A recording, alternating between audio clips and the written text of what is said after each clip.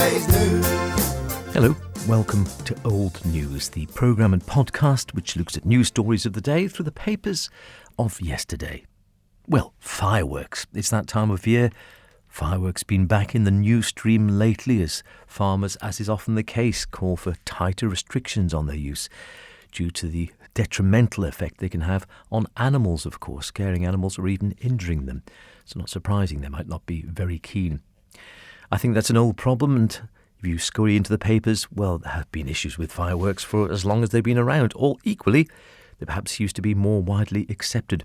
If we go right back to 1879, the Isle of Man Times, Saturday, July the 12th, Derby Castle Pleasure Grounds. Fireworks, fireworks, fireworks. A grand firework gala will take place on Friday evening next, July the 18th, 1879, under the superintendence of Professor Coldwell of Leeds, the pyrotechnist to the company, when one of the grandest displays ever seen in the island will be given. Sounds promising, doesn't it? The hotel and beautiful ground will be illuminated by thousands of coloured lamps and chemical fires. Monster balloons will ascend during the day, and a grand illuminated balloon will ascend during the evening, and when at an immense altitude, it will burst with thousands of stars of every hue. Wouldn't have minded seeing that. It doesn't sound particularly environmentally friendly. A grand promenade concert will also take place from 3 to 5 p.m. when a choice selection of music will be played. Dancing as usual in the evening on the immense illuminated platform. It does sound like a spectacle, doesn't it? Derby Castle omnibuses to the gates every 10 minutes. The price of admission on this occasion after 6 o'clock for all the above, 1 shilling. It's worth a bit more then. The Isle of Man Times, Tuesday, July the 18th, 1893.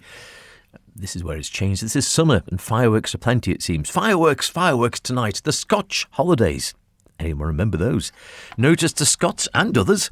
At the Falconcliffe nightly, W.F. Frame, Scotland's greatest comedian, the funniest comedian living at the Falconcliffe. Comedy and fireworks. What could possibly go wrong?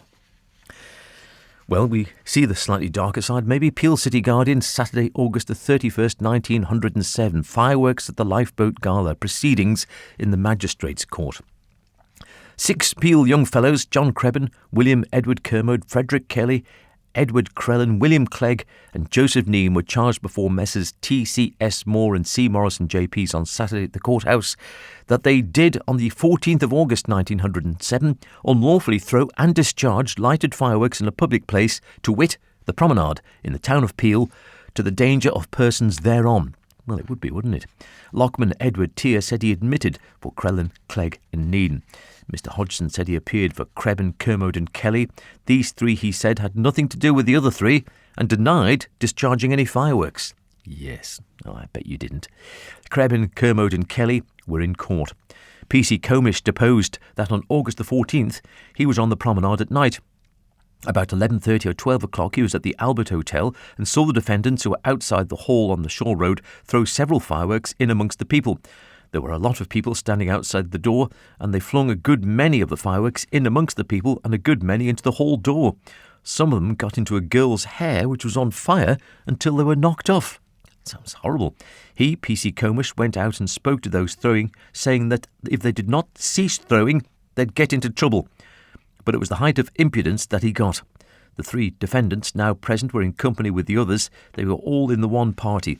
Some of them were throwing and some were lighting. Mr. Moore, they were all enjoying the thing. Inspector Shimon, did you see Kelly, Kermode and Crebban throw fireworks? P.C. Comish, I did. Not 1 or 2, but several, and the language that Crebban used was disgraceful. Mr. Hodgson pointed out they were not charged with that. There must be a separate charge. And then it goes on for quite some time. Yes, whether drink had been taken, one suspects it might have been, who knows. But human nature doesn't seem to have changed that much when it comes to young boys and fireworks over the years, does it? We hear a similar story, fireworks in Shaw's Brow in the Isle of Man Examiner of Friday, November the 24th, 1933. A squabble between neighbours on Guy Fawkes night, picked on the wrong man. These 2 should have known better, but I think drink was involved as well. William Kane of Hardy's Cottages, Shaw's Brow, Douglas, was the defendant in what was described by his counsel as a very trivial case in the Magistrates' Court at Douglas last Saturday. Kane, accompanied by his wife, was about to enter his house on the evening of the 4th of November when some fireworks were thrown in his direction. He resented being a target for even harmless explosives. Can you have harmless explosives? And he made in the direction from whence the fireworks came, and a scuffle ensued between him and a young man whom he suspected of having thrown the fireworks. The result was that Kane was summoned by the young man, Thomas Reid, through his mother and next friend, Margaret Reid, on a charge of assault. Messrs J. Kelly, MHK, and A. Robertson, OBE, were on the bench, and Mr. G.D.W. Ashton appeared for the complainant, while Kane was represented by Mr. J.H.L. Cowan. Complainant said he lived at Hardy's Cottages, Shawbrow, and on the night of the 4th inst, he arrived home from work around 9:55 p.m. His mother had not been well, and after going upstairs to see how she was, he came down for his supper. While he was eating his supper, he heard fireworks going off outside. After supper, he went to the front door to see if his sister had arrived home, and he saw defendant and his wife. Defendant said, "You're playing yourself, aren't you?" Whatever that means. The witness understood him to be referring to the fireworks, and he said he had not been setting them off. Kane made some abusive remarks, and witness shut the door and went into the house. A few minutes later, more fireworks sounded, and the next moment the door was banged open. Witness went to see what was the matter, and he met Kane, who struck him 3 times. He then got Kane into the street, and as a result of the blows he received, he had a slight cut over the eye and a bruise on the ear. There was a lot of trouble ejecting Kane, for he wanted to come back and fight. Several young men and Mrs. Kane had to assist in getting him out. In answer to Mr. Kelly, witness said that Kane wasn't drunk, but he was not too sober. Witness had given no provocation for the assault, and he had not set any fireworks off. Take the drink out of that one, and I think all would have been well. The Alabama Examiner, Friday, November the 1st. It's a bit close to bonfire night, isn't it? 1935. Fireworks, a large selection of fireworks, including, now do you remember many of these? Skyrockets, serpents, crashes, little demons, squibs, diabolo wheels, Catherine wheels perhaps later on, fire tops, flash bombs, hoppity hops, I think there were flip-flops when I was a kid, jewel fountains, robots, rotals, whirlers, sparklers, etc. So many of those now banned altogether. Examiner shop, printer station, librarians, booksellers, tobacconists, Bayview Road, Port St. Mary. Yes, a lot of those no longer available, I'm afraid, perhaps for the best. But I do miss them. Fireworks for all, says the Ramsey Courier of Friday, August the 31st, 1951. There was some excitement at Castletown last night when, in connection with the fireworks display, a box of these became accidentally ignited, and rockets, crackers, bangers, and all the rest of them went whizzing over the heads of the public, who beat a hasty retreat. I'm not surprised. It sounds like it could have been very dangerous, but treated with a degree of levity, perhaps. A fireworks warning: shopkeepers must have licences, we read of in the Mona's Herald of Tuesday, September the 29th, 1953. A prosecution to draw the attention of shopkeepers to the fact that if they sell fireworks, they must have a dangerous good licence was brought before the High Bailiff at Castletown. William Worrell of Maloo Street in Castletown was fined £2 for storing fireworks without having such a licence, and Inspector R.D. Quine stated the case had been brought as a warning that licences were necessary. Offenders were liable to a fine of £100. That's a hefty fine in 1953, isn't it? Under the title Correspondence in the Mona's Herald of October the 9th, 1956, 3 years later, fireworks, we read, the detonations of these pests, brackets fireworks, in the streets of Douglas appear to be on a smaller scale than at this time last year, although there seems to be a great deal still to be done to stamp out this menace. This was the beginning of October, or 9th of October, not November, of course. Speaking to a tank officer who served through the North African campaign in the last war, he said, "When I hear the sudden explosion of a firework, my nerves go all haywire. It's hours before I can bring them under control." Understandably, perhaps.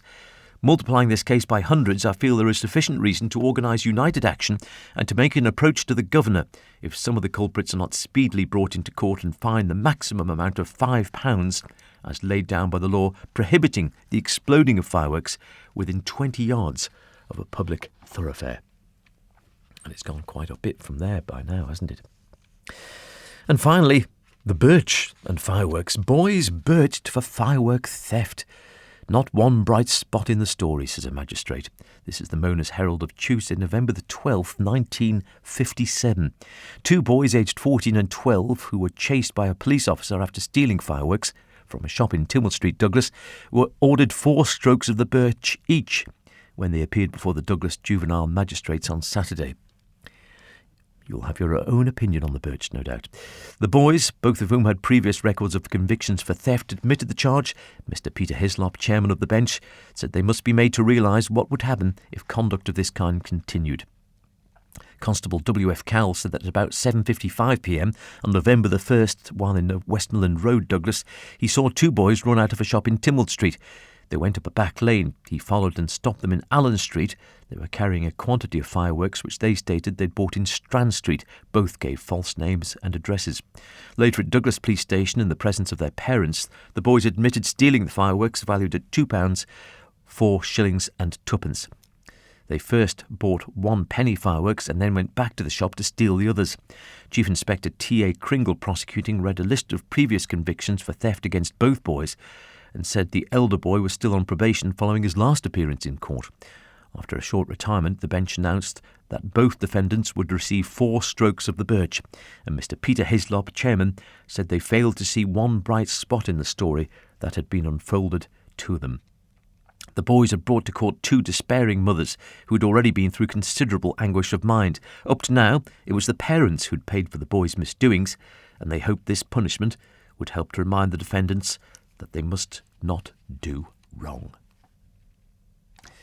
Well, the birch, it was there for a long time, wasn't it?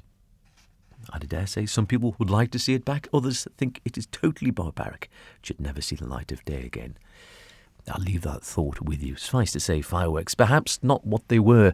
Certainly bonfire night, not what it was even when I was young, let alone going back to the 19th century. Suffice to say, of course, fireworks are old news. Until next week, cheerio. You're gonna be yesterday's news.